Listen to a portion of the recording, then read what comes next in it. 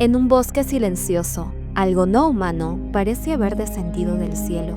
Luces extrañas entre los árboles y militares entrenados aseguraron haber visto algo de origen desconocido. Y todo esto quedó registrado en audios, informes oficiales y testimonios contradictorios. El bosque de Rendlesham es conocido como el Roswell británico, pero la verdadera pregunta no es qué vieron, sino qué se intentó ocultar. Hola amigos, ¿qué tal? ¿Cómo han estado? Bienvenidos una vez más a este canal. Mi nombre es Fiorella por si no me conocen. Amigos, hoy les vengo a contar una historia sorprendente. Ustedes saben que me encanta hablar sobre este tipo de casos. Me fascina contar este tipo de historias. Amigos, yo sé que todo el mundo ha escuchado hablar del caso de Roswell en Estados Unidos, pero existe un caso no muy conocido. Es un caso que muchos catalogan como muy sorprendente e incluso mucho más importante que el de Roswell. Este caso es conocido como el Roswell británico. Y pues nada amigos, a mí que me encanta contar este tipo de historias, no podía dejarlo pasar desapercibido. Este caso merece un espacio en este canal y merece que todos ustedes lo conozcan, amigos. Así que para no alargarme más, vamos a conocer el incidente en el bosque de Rendlesham.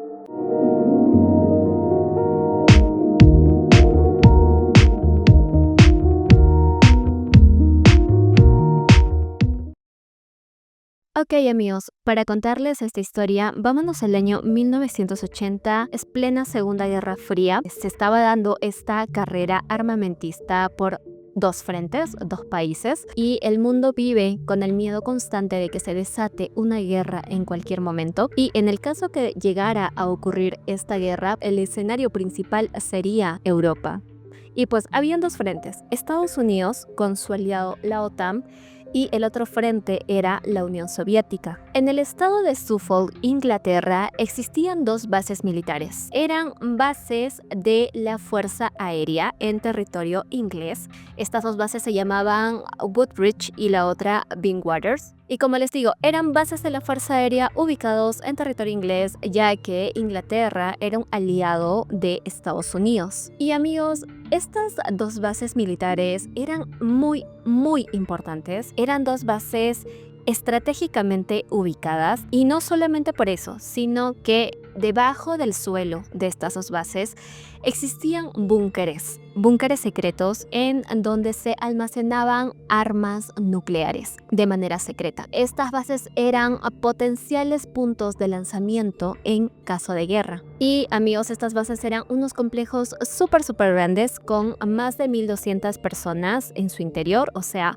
1200 aviadores y personal de seguridad. La mayoría eran personas, aviadores norteamericanos que estaban muy bien entrenados. Se ocurría una guerra, estos aviadores estaban listísimos para luchar. Y amigos, la distancia entre estas dos bases era de 8 kilómetros. Entre estas dos bases existía un bosque, el bosque de Rendlesham.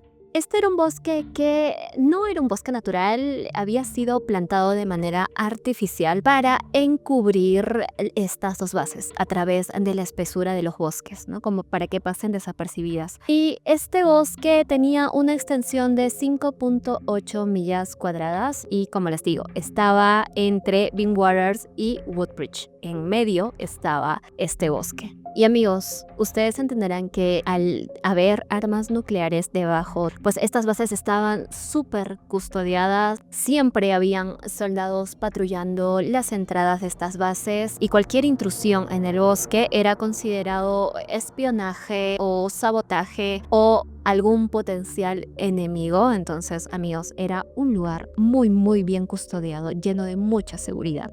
Y amigos, aquí vámonos al día de los hechos. Era el 25 de diciembre de 1980. Varios aviadores de estas dos bases estaban reportando ver luces extrañas en los bosques. Y como les digo, siempre había mucho personal patrullando pues las entradas de estas dos bases. Y en específico les quiero hablar de un militar de seguridad llamado John Burroughs. Él era un piloto de 20 años que ya llevaba 1 año y medio en estas bases. Ese día él estaba patrullando la entrada este de la base Woodbridge. Amigos, esa noche estaba muy tranquila, despejada, había un poco de niebla, lo que sí es que hacía bastante frío, pero dentro de todo muy tranquilo. A eso de las 3 de la mañana llega el sargento Stephen a la entrada donde estaba John Burroughs, y le pide que lo acompañe hacia el bosque porque, como les digo, habían aviadores reportando ver luces en los bosques. Cuando ellos ya están más adentrados en el bosque, empiezan a ver luces extrañas que se empiezan a colar como entre los árboles. Entonces, ya un tanto alarmados, deciden regresar a la base y reportar lo que habían visto.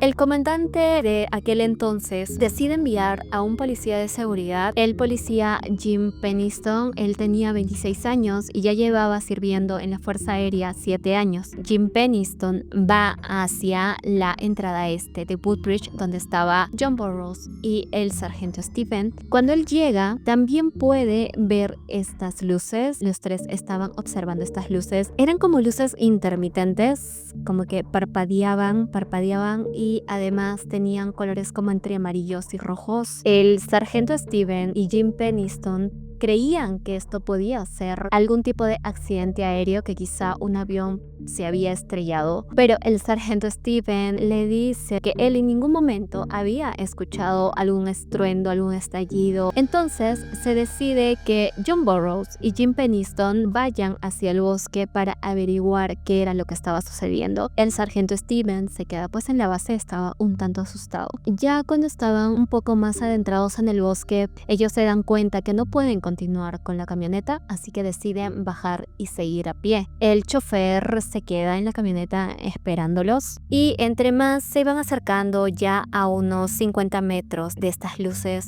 ellos empiezan a experimentar ciertas interferencias en sus radios, como que sus radios empiezan a fallar y también sus linternas. Era un poco extraño. Y entre más se acercaban, también empezaban a sentir como estática en el aire, como una especie de electricidad en el aire. Y como les digo, era como una sensación muy rara. También notaban que no había olor a humo y no había pues ruido, todo estaba como muy silencioso. No pareciese que fuera algún accidente aéreo. Y amigos, ya estando bastante cerca, empiezan a notar que hay un claro. Cuando se acercan a este claro, ellos pueden notar que ahí está un objeto como estacionado en el suelo, del cual pues se emitía esta luz. Y amigos, era una luz muy potente, tanto que cegaba la vista de Penniston y Burroughs. Jim Penniston, como un poco más atrevido, decide acercarse más al objeto. A él como que le cuesta adaptar su vista a esta luz tan potente. Se queda más o menos a 1,5 metros del objeto, y entre él se iba acercando al objeto, este objeto empezó a disminuir la intensidad de su luz. Y amigos, lo que Jim Penniston observa es un objeto de forma triangular. Él describe que más o menos medía entre 3 metros de ancho y 2,5 metros de alto. Él dice que no puede distinguir una parte trasera o parte delantera o motores o cabinas, como que todo tenía una superficie uniforme, como una superficie muy lisa. Entonces lo que hace Jim Penniston es empezar a rodear el objeto, como a caminar alrededor de él, a observarlo, y pues todo lo que él observa empieza a anotarlo en su libreta. Él empieza a describir en su libreta eso, que era un objeto de superficie desconocida, de origen desconocido. Él no tenía idea de qué era lo que él estaba viendo. También nota que este objeto emitía como una leve vibración, como si tuviera un motor con un sonido muy leve. E incluso, amigos, mientras él iba anotando todo esto, su letra se vuelve más temblorosa a medida que se acerca más al objeto. En algún punto, amigos, Jim Penniston, bastante atrevido, decide colocar sus manos sobre el objeto, y él siente que este objeto no está caliente, sino más bien como tibio. También nota que hay unos símbolos grabados en la superficie de este objeto.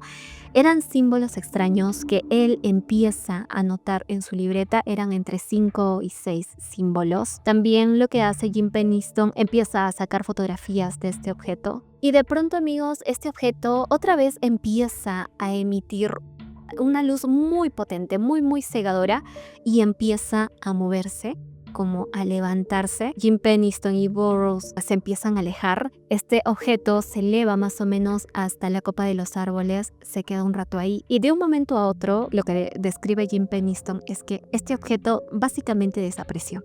Es decir, pasó de estar ahí entre la copa de los árboles a salir disparado a una velocidad muy veloz. Él dice que jamás, nunca más va a volver a ver una velocidad tan alta como la que vio de este objeto. Ellos se quedan ahí un rato helados, como no podían creer qué es lo que habían visto, no sabían qué era lo que habían visto, todo era muy increíble y empiezan a notar que hay otra luz cerca, hacia otra dirección. Ellos creen que podría ser esta misma luz que había vuelto, pero notan que no se trataba de este objeto, sino que era más bien la luz de un faro cercano, un faro que quedaba a unos 8 kilómetros, el faro de Orfordness. Amigos, quiero que recuerden esto muy bien porque es una distinción muy importante que Jim Penniston hace. Y amigos, después de unos minutos, ellos empiezan a notar que también sus radios empiezan a funcionar de manera normal, sus linternas también, y bueno, deciden regresar a la base militar a dar su declaración de lo que habían visto. Cuando ellos dan su declaración esa misma mañana, intentan no dar muchos detalles porque ellos creían que al decir exactamente todo lo que habían visto, quizá esto podría generarles pues algunos problemas, perjudicar sus carreras profesionales. Entonces ellos son como muy generales en lo que describen. Y amigos, todo este suceso había ocurrido en un lapso de 2 horas. Cuando el objeto se va, pues ellos se dan cuenta que ya era las 5 de la mañana. Pero amigos, Jim Penniston no podía quitarse de la mente lo que había visto durante todo el día siguiente. Pensaba mucho en ello, tanto que él decide regresar solo al lugar para tomar moldes de yeso. Cuando él llega al lugar, él nota que hay 3 huellas circulares en el suelo, como 3 impresiones en la tierra que estaban en forma triangular. Entonces él dice, pues voy a tomar moldes de esto. Y los moldes están, amigos. Y la distancia entre estas huellas es de 3 metros, como cada una a una distancia de 3 metros de la otra. Él se queda con estas muestras, con estos yesos. Él decide no mostrárselos a nadie, mucho menos a los militares. Y amigos, este no sería el único incidente durante esos días. A la noche siguiente, el 27 de diciembre, el coronel Charles Hall se encuentra en una fiesta del club de oficiales. Estaban festejando la noche cuando de pronto llega uno de sus hombres y le dice que estas luces habían regresado. El coronel Hall da la orden de que se conforme un grupo de seguridad de 3 de sus hombres. Él junto a sus hombres se dirigen al bosque de Rendlesham. Cuando él llega al bosque, sus demás hombres ya habían establecido un cordón de seguridad por la zona donde estaban estas luces y le dicen que las luces ya habían desaparecido, ya no estaban, pero que igual seguían experimentando interferencias en sus equipos, sobre todo en unas linternas muy potentes que ellos tenían, pues estaban como defectuosas. Entonces, amigos, el coronel Hall junto a su equipo alistan una cámara fotográfica de alta resolución. También llevan un contador Geiger, que es como una máquina que mide radiación y que detecta si hay radiación o no en un lugar, y también un aparato de visión nocturna. Muy aparte de todos estos equipos, el mismo coronel Hall lleva consigo su propia grabadora de voz que él siempre llevaba a todos lados, pues para tomar como notas de manera rápida. Y amigos, es así como el coronel Hall y su equipo se adentran en el bosque a averiguar de qué se trataba todo esto. Él creía que había una explicación lógica para todo esto. Ellos empiezan a caminar en el bosque justo por donde la noche anterior habían estado Jim Penniston y Burroughs. Entonces ellos también empiezan a experimentar interferencias en sus equipos, y entre más iban adentrando, ellos podían ver que habían unos árboles que tenían unas marcas muy extrañas, como si algo hubiera golpeado a estos árboles. Tenían como unas grietas. Entonces ellos empiezan a tomar fotografías de estos árboles y empiezan a detectar radiación en las grietas de estos árboles, solo de las grietas, porque cuando ponían el contador Geiger en la parte de atrás del árbol pues no detectaba nada, pero solo en las grietas había radiación existente. Y de pronto, amigos, también empiezan a escuchar sonidos de animales que provenían de una granja que estaba muy cerca al bosque. Empiezan a notar que estos animales empiezan a gritar, como a hacer ruidos muy fuertes y todos al mismo tiempo, como si estuvieran muy alterados. No solamente animales de la granja, sino también los mismos animales del bosque, como a ponerse muy nerviosos. Esto era muy extraño. Y de un momento a otro, amigos, ellos notan que entre los árboles a lo lejos hay una luz muy fuerte. Entre más se iban acercando, se daban cuenta que esta luz era una luz roja que tenía un centro oscuro, como una parte oscura en el medio. Algo así, amigos, como un ojo rojo que parpadeaba. También notan que de este como ojo de luz rojo, como que goteaba una especie de metal fundido, como que esto goteaba de esta luz. Y ellos deciden perseguir esta luz. Esta luz estaba como haciendo movimientos en forma de zigzag entre los árboles.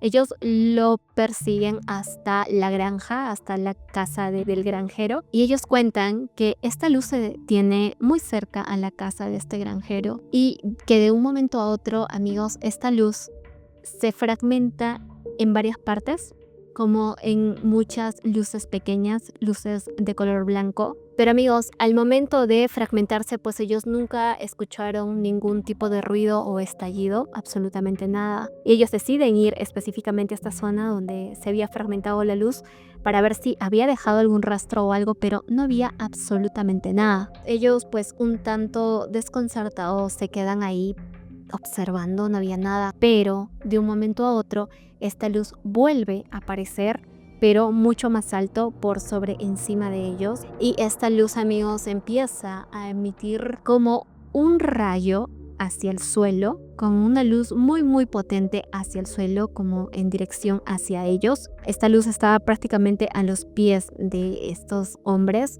El coronel Hall piensa que esto puede ser como algún tipo de amenaza, como para que ellos ya no se acerquen más. De un momento a otro, amigos, esta luz hace un movimiento muy rápido hacia la base de Woodbridge, y que ellos podían ver a lo lejos cómo esta luz empezaba a proyectar como este rayo azul que les digo por sobre encima de la base de Woodbridge, específicamente encima de estos búnkeres por donde debajo estaban almacenadas las armas nucleares. Solo se limitan a observar, amigos, solo pueden ver esta luz extraña sobre la base. Y ya también esta luz como que se va alejando, sigue proyectando estos rayos, pero ya más lejos de la misma base. Entonces ellos, ya un tanto cansados, sin poder hacer mucho, ellos deciden regresar a la base. Y como les digo, amigos, ellos estaban desconcertados, absortos de todo lo que habían presenciado.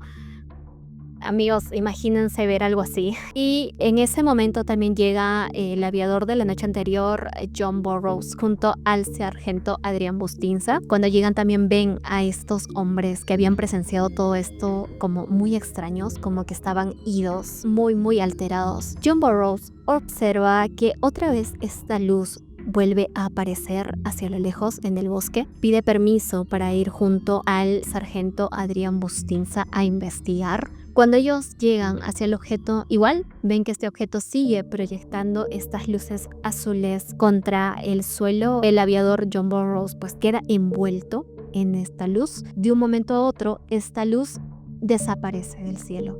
Simplemente desaparece.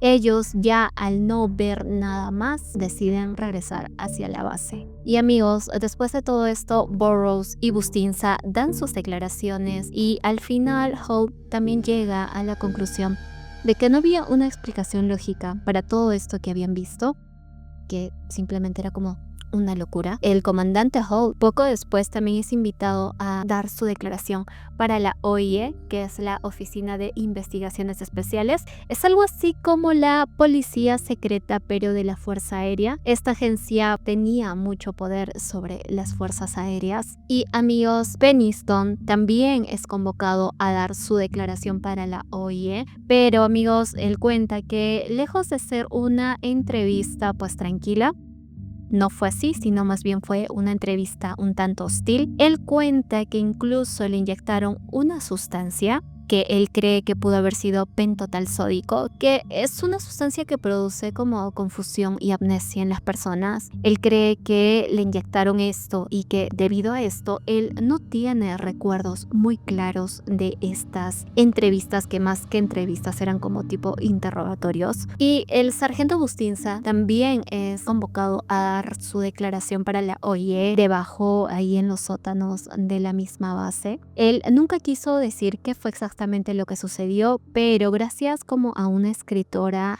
a quien él le reveló, le hizo varias confesiones, pues se puede saber más o menos lo que ocurrió. Ella cuenta que básicamente lo habrían amenazado de muerte si es que no se retractaba de lo que dijo haber visto esa noche, y que al contrario aceptara que lo que él había visto había sido simplemente las luces del faro de Orfordness, que está a unos kilómetros como les dije. Y amigos, así muchos testigos de esa noche dijeron haber sido instigados por la OIE para que se retractaran de sus declaraciones. También posteriormente Burroughs cuenta que mientras estaba en su puesto, él pudo ver cómo habían helicópteros sobrevolando el bosque de Rendlesham y que también salían unidades un tanto extrañas, como unidades secretas de la base, como autos. Incluso el comandante Hull admitió que él estaba al tanto de que habían unidades secretas investigando todo esto que había pasado. Y también sucede, amigos, que cuando se revelan estas fotos que habían tomado Burroughs y Peniston la primera noche,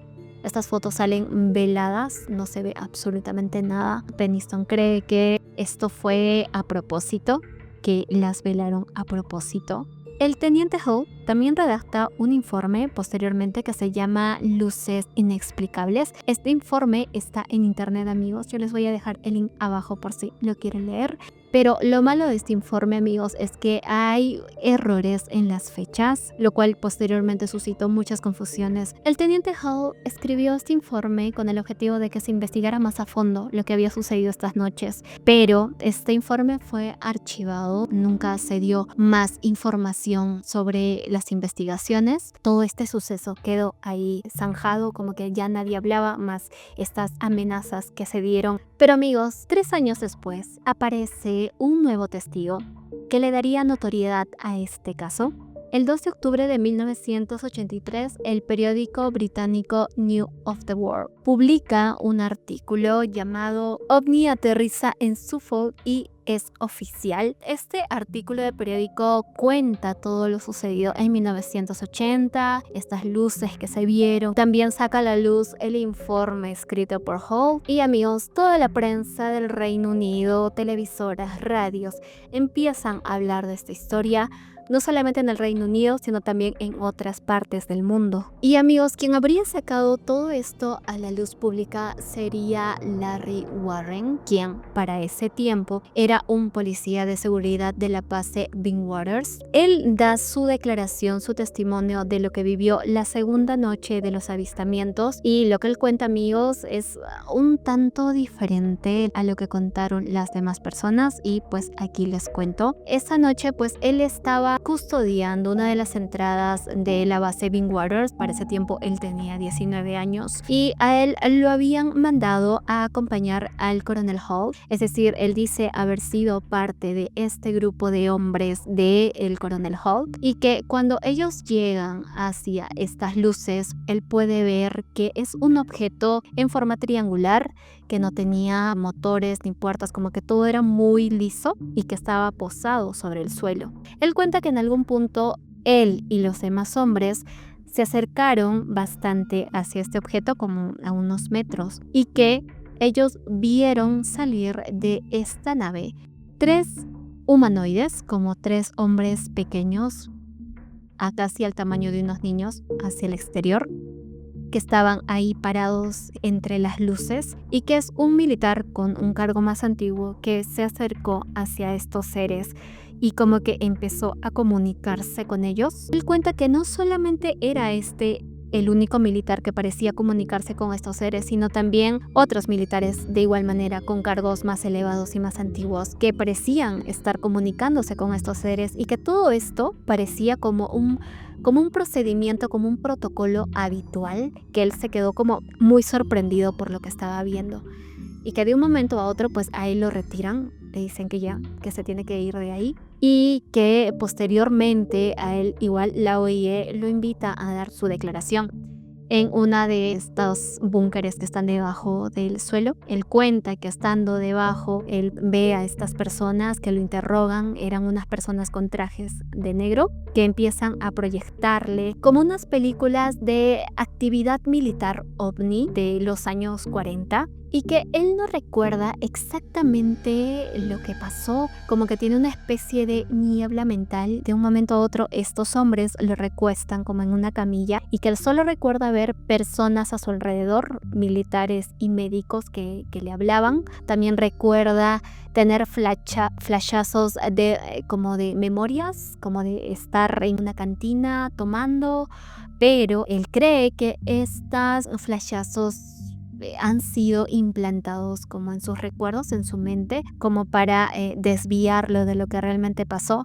De igual manera, él dice sí estar muy confundido y no recordar muy bien qué fue lo que sucedió ahí abajo. Pero amigos, también sucede que tanto el coronel Holt como Jim Penniston como Burroughs dicen no haber visto esta segunda noche a Larry Warren, que ellos no recuerdan que él estuviera ahí esa noche. Además, él era el único que decía haber visto formas de vida alienígena. Incluso el teniente Hall expresó su molestia porque dice que este testimonio desacredita totalmente lo verdaderamente ocurrido esa noche. Pero amigos, Larry Warren se mantiene en sus convicciones, está firmemente convencido de que todo lo que vivió pues también había sido real. Entonces, amigos, eso se los dejo a su criterio. Surgieron ciertas teorías que intentan explicar qué fue lo que pudo haber ocurrido esa noche. Sucede que a unos 8 kilómetros, como les digo, había un faro, el faro de Orford Ness.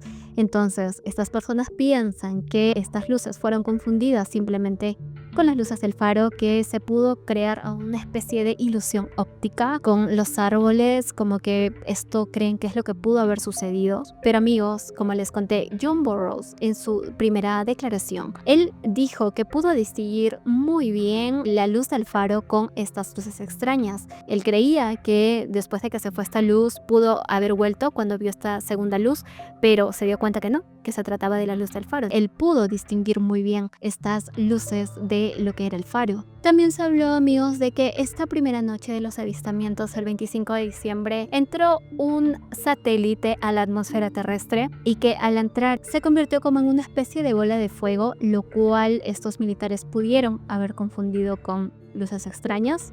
Y amigos, la postura oficial de la Fuerza Aérea de los Estados Unidos fue que para ellos estas luces no suponían algún tipo de amenaza para la seguridad nacional ni para las bases, pero muchas personas creen que esto habría sido una mentira, ya que se sabe que en el año 2002 el gobierno británico desclasificó ciertos archivos de este caso, y se sabe que en 1981 el gobierno británico pues estuvo investigando de manera secreta este caso. Entonces, amigos, de esto se puede deducir que tanto para la Fuerza Aérea norteamericana como para la Fuerza Aérea británica, esto no fue un simple suceso, sino que ellos también creían que esto era algo extraño, por lo cual lo investigaban. También, amigos, se descubrió que los radares de la zona esas noches no estaban en funcionamiento, no había nada que corroborase que hubiesen objetos extraños en el cielo esa noche. Estos investigadores basaron toda su investigación en los relatos de estos testigos, pero como les digo, este informe hecho por Hall tenía errores en las fechas. Por mucho tiempo estuvieron investigando en las noches equivocadas. Y por otro lado también estos archivos desclasificados pues no estaban completos, faltaban fragmentos, como que era evidente que estaban ocultando algo. Y además todas estas fotos que fueron tomadas durante la primera y la segunda noche de avistamientos, no todas fueron reveladas, como que faltaban muchísimas. Y amigos, con los años, estos testigos han reportado experimentar ciertas enfermedades después de esta exposición a estos objetos. Algunos dicen que sufrieron como lesiones cutáneas, quemaduras o marcas que aparecieron después de estos avistamientos, que también presentaron problemas neurológicos con los años, como que tenían fuertes dolores de cabeza. que incluso también presentaron como mucha fatiga crónica, como mucho cansancio, mucha debilidad.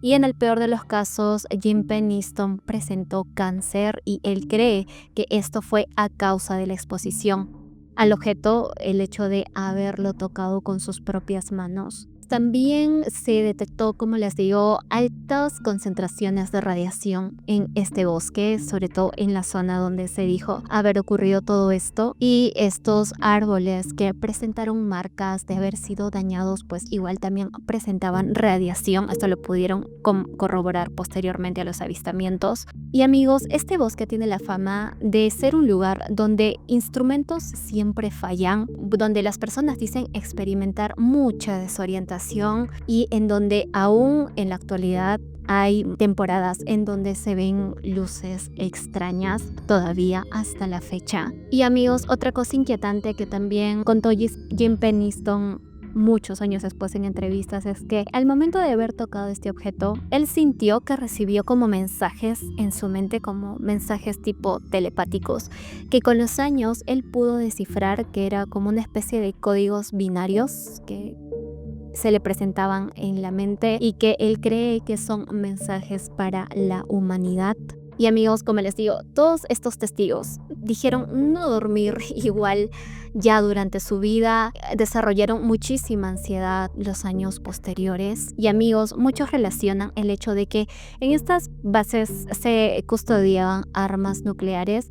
Muchos piensan que esto tenía mucho que ver con estos avistamientos, con estas naves o luces extrañas que de alguna manera se sentían atraídos hacia esto. Y amigos, esto parece seguir como un patrón que siempre veo en las historias de objetos extraños, y es que siempre hay un factor de energía, ya sea por cables o luces de alta tensión, fuentes donde hay muchísima energía, suelen haber este tipo de avistamientos, amigos. Y amigos, mucha gente dice que si esto se hubiera investigado muy a fondo, si eso se hubiera tomado muy en serio desde el inicio, sobre todo las primeras horas de los avistamientos, quizás se hubiera llegado a algo. Pero las fechas en las que sucedió todo esto, Navidad, 25-26 de diciembre, no ayudaron mucho tampoco. Mucho del personal pues no estaba en la base y como que esto suscitó pues un retraso en que todo esto se tomara en cuenta de una manera rápida, y que ya habiendo pasado muchísimos años, amigos, es muy difícil que se sepa realmente de qué era exactamente todas estas luces. Jim Peniston, el teniente Hall, muchas de estas personas que presenciaron todo esto siempre insistieron al gobierno británico a que se diera una explicación de todo lo que había sucedido, pero pues esto nunca fue así, que realmente pues ellos se quedaron con muchas dudas, y nosotros también, amigos. Pero para todos estos testigos, todo lo que presenciaron pues fue real. Hay ciertas pruebas como las notas de Peniston, estas huellas tomadas en yeso, las notas de grabación de Hall y sus mismos testimonios. Amigos, nos quedaremos con las dudas, pero esta no deja de ser una historia fascinante, amigos. Ustedes saben que me encanta contar este tipo de historias. Estas son de mis favoritas. Coméntenme, amigos, qué piensan de todo este caso. Y pues nada, amigos, esta es la historia que les quería contar hoy. No se olviden de suscribirse al canal. Muchos de los que miran mis historias, amigos, no están suscritos, así que suscríbanse. También denle like al video, amigos, es muy importante, así me ayudan. Y también no se olviden de activar la campanita para que les avise cada vez que yo saco un video. También síganme en mis redes sociales, ahorita les manejo Instagram. Y pues nada, amigos, eso es todo para el día de hoy. Espero que estén muy bien, que pasen un bonito fin de semana, o no sé qué día lo están viendo, pero pues nada, yo les envío muchos besos y ya nos estamos viendo en una siguiente historia. Chao, amigos.